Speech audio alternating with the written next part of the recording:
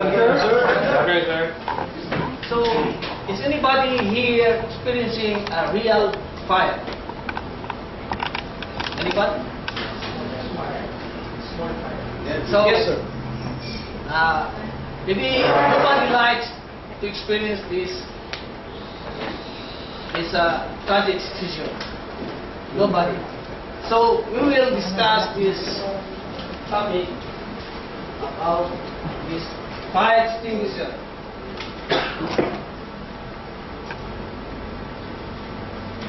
The type of fire extinguisher. We have dry chemical, carbon and foam. And this is the figure of the dry chemical powder. And we can eliminate or distinguish four classes of fire. You know the four classes of fire? Classic fire consists of wood, heater, textile, etc. This is a normal combustible. And classic fire as a solid liquid like petrol, flame, kerosene. And the classifier is electrical fire, and the deep fire classified is vegetable oil, fats, oil, and cooking oil. So this dry chemical powder can distinguish the four classes of fire, and I think I'm sure that it's very easy to identify this extinguisher because she has a mark. You know, it is dry chemical. The color is blue, light blue, and there is a mark. And you can select what kind of extinguishing unit you have to use in case of fire. So, next, carbon dioxide. A carbon dioxide can extinguish Class B and Class C fire.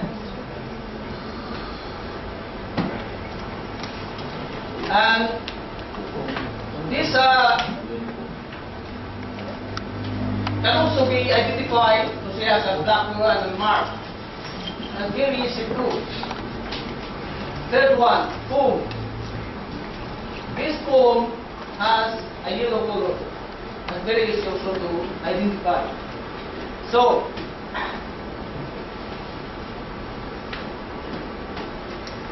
these are the types of fire extinguisher since I worked in my last previous company. The dry chemical powder and the CO2 carbon dioxide and foam.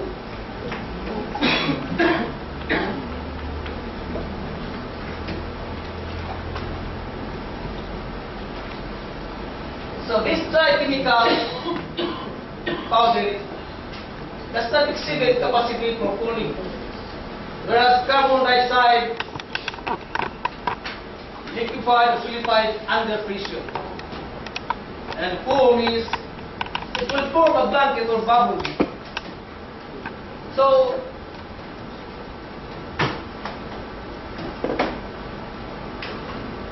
these are the types of fire. So, anybody has a question regarding, yes, Miss May?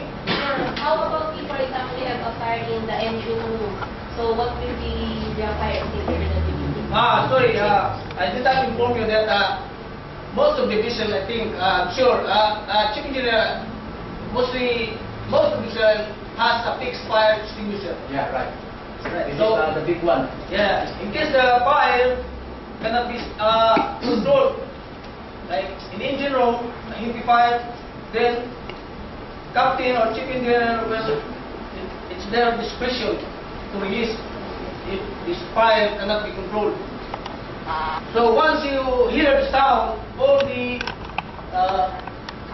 persons is inside the engine room will evacuate immediately when they hear alarm. Because when you are there, they will release this CO2, maybe Carbon dioxide. yes, this carbon dioxide fixed. And also, in my last vessel, a container vessel, mostly they have a designated holes, not only in the engine room, and they have also inside the hold, or maybe one or two, but mostly two holes we use. The other one has also a sprinkler system. You just connect the hose between the hydrant, and then you can start with a fire pump. And also, this foam,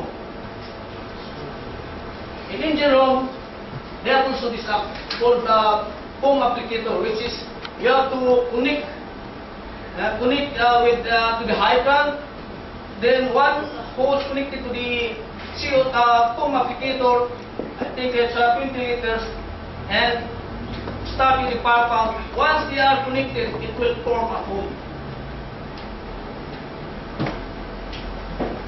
So, I think you know this already. We're discussing our topic. Excuse me, Mr. Eric. You know what this means?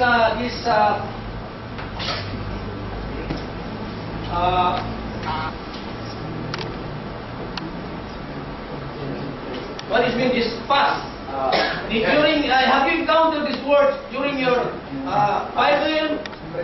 Yes, sir. Absolutely, I have encountered that one. This pass means it's about the fighting fire. First, we'll pull the pin, aim the nozzle to the base of the fire, squeeze the lever, and sweep to the base of the fire. Yes, that's right. Correct. Thank you. See, start pull the pin. A is aim. S is squeeze.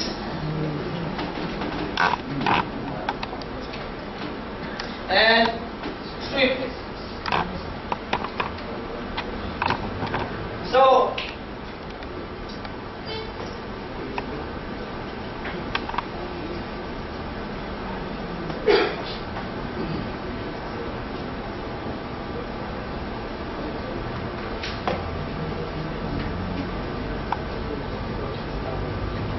you know, did you encounter this in your last class?